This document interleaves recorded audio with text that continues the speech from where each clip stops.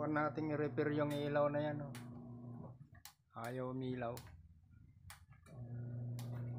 Ayan, tanggalin natin mga tol at bubuksan natin. Yan, ito na yun mga tol. Oh. Bubuksan muna natin.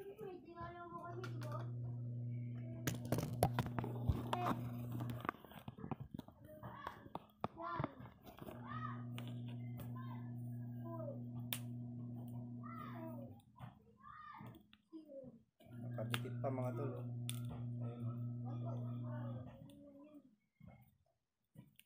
Silin natin mga tol para lumuwag. Nakadikit yata. Ayan.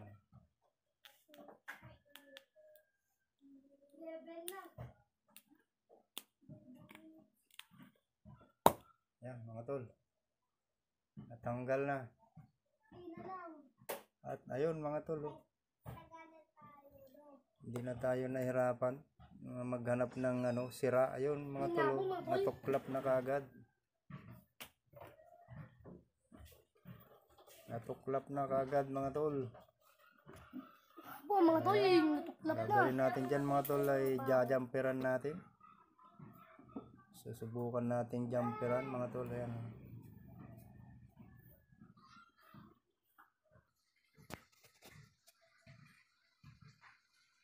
Ayan mga tol. Bali dalawa yung naspundi mga tol. Kita nyo yan. Bali dalawa.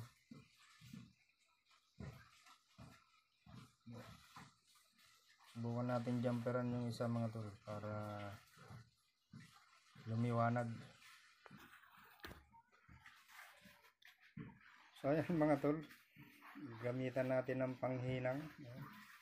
Sana gumana pa yung panghinang ko mga tol. Lumang luma na oh. Meron naman tayong tester mga tol. Kasi hinangin natin yung dalawa mga tol. Dalawa na yung nasira. Bali yung matitira na lang na ilaw niya ay 8.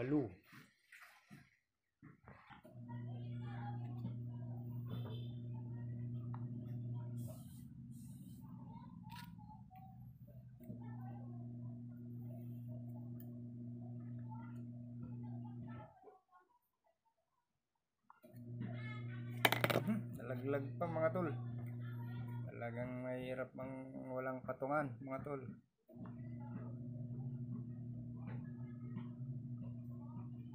Yun. Musok mga tol. Mga tol oh, madilim.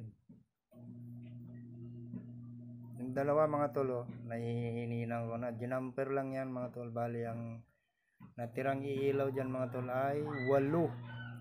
Tingnan natin mga tol kung iilaw ha.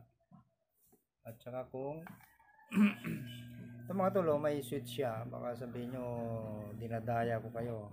Ayan oh, on off. Ayan, naka-off siya mga tol ha.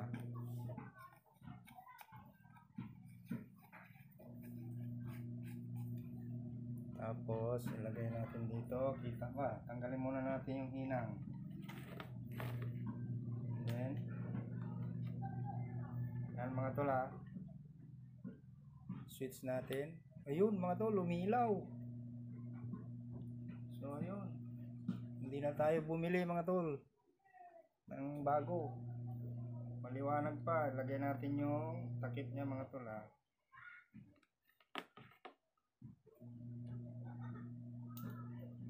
Ayan mga tol. Maliwanag pa rin mga tol. Mga tol, may natutunan tayo. Maraming salamat. Huwag kalimutang mag-like, follow, and subscribe mga tol. God bless sa inyo.